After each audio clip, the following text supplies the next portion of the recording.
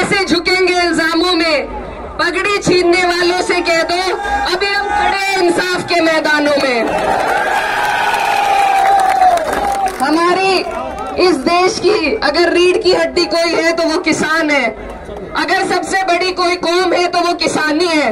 तो एक हमें अधिकार संविधान से मिला है अपने विरोध को दर्ज कराने का, उसमें भी ऐसे आतंकी प्रवृत्ति के लोगों को भेजकर अगर हम पे हमला होगा तो ये किसान वर्ग कभी बर्दाश्त नहीं करेगा।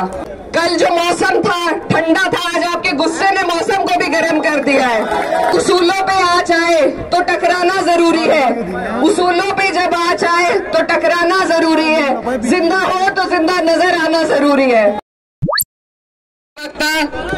बाबा राकेश टिकैत जी मुजफ्फरनगर से, हमारे सबके बड़े आदरणीय सांसद हरिंदर मलिक जी, मेरठ से चल के आए मेरे बड़े भाई अतुल प्रधान जी, और तमाम जितने भी नेतागण यहाँ पर उपस्थित हैं, और जितने भी किसान भाई हमारे दूर दूर से चलकर यहाँ पर आए हैं, सबसे पहले मैं दिल की गहराई से आपका धन्यवाद देना चाहती हूँ कि बाबा नरेश टिकैत जी के एक आह्वान पे आप लोग यहाँ पर उपस्थित हुए। ये हमारी ताकत है, हमारी एकता है जो इस ग्राउंड में आप दिखा रहे हैं, और यही ताकत है जिसको हमें सुनिश्चित करना है, अनुशासित रूप से बना करके चलना है। कल की जो घटना थी बेहद निंदनीय घटना थी। इस देश में हर एक व्यक्ति आतंकवाद के खिलाफ है। पहलगाम में जो हुआ हम सब उसकी कड़े से कड़े शब्दों में निंदा करते हैं और उन आतंकियों पर लानत भेजते हैं यहाँ से। लेकिन अगर आक्रोश रैली में कोई जाता है तो समर्थन करने के लिए जाता है। हमारे बाबा राकेश टिकैत जी ये कोई नेता नहीं है, इन्होंने अपने लाभ के लिए कोई काम नहीं किया। ये धरती से जुड़े हुए वो पुत्र हैं जिन्होंने सबके हक की लड़ाई लड़ी। कहीं भी जहां हम विवाद देखते हैं, सबसे पहले अगर हम किसी व्यक्ति का नाम सुनते हैं कि वहां सुलह कराने दो गुटों में अगर कोई सबसे पहले पहुंचता है, चाहे हरियाणा हो चाहे उत्तराखंड हो, हमारे बाबा राकेश टिकैत जी वहां तक जाने का काम करते हैं।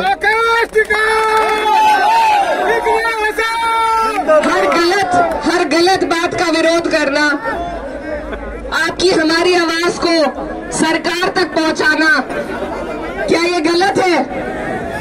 अपनी बात को वहां तक पहुंचाने के लिए, उनका पूरे समाज में एकता का संदेश देने के लिए बाबा राकेश टिकैत जी विरोध करने गए। वहां पर जिन लोगों ने ये बर्बरता दिखाई, जिन लोगों ने इस निंदनीय काम को अंजाम दिया, वो भी किसी आतंकी से कम नहीं है और उनका हम पुरजोर तरीके से विरोध करते हैं।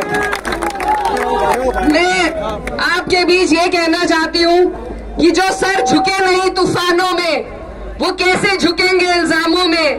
पगड़ी छीनने वालों से कह दो अभी हम खड़े इंसाफ के मैदानों में।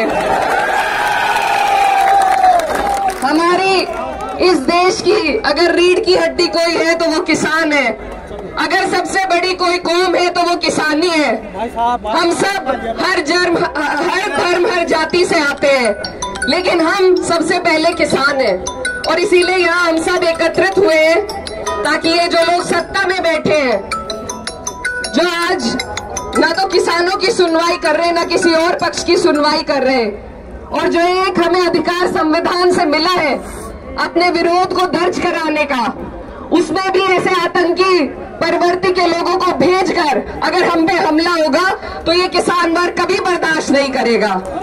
अगर हमारी आवाज को दबाया जाएगा ये हम कभी बर्दाश्त नहीं करेंगे।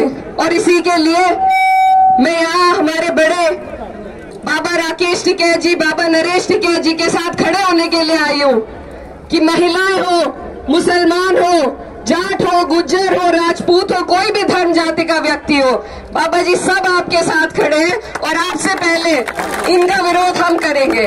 आखिर में मैं बस आपसे यही आग्रह करना चाहती हूँ, मीडिया वालों से भी और सभी भाइयों से, कि आप लोग थोड़ा अनुशासन बनाएं। हमें अपने तरफ से कोई मौका नहीं देना है।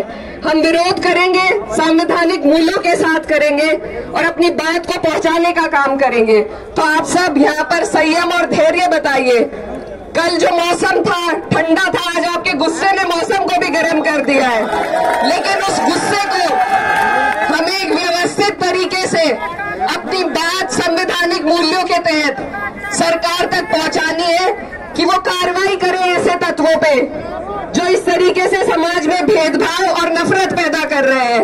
अपनी बात को खत्म करने से पहले मैं सिर्फ यही कहना चाहती हूँ कि उसूलों पे आँच आए तो टकराना जरूरी है। उसूलों पे जब आँच आए तो टकराना जरूरी है। जिंदा हो तो जिंदा नजर आना जरूरी है। बहुत बहुत धन्यवाद।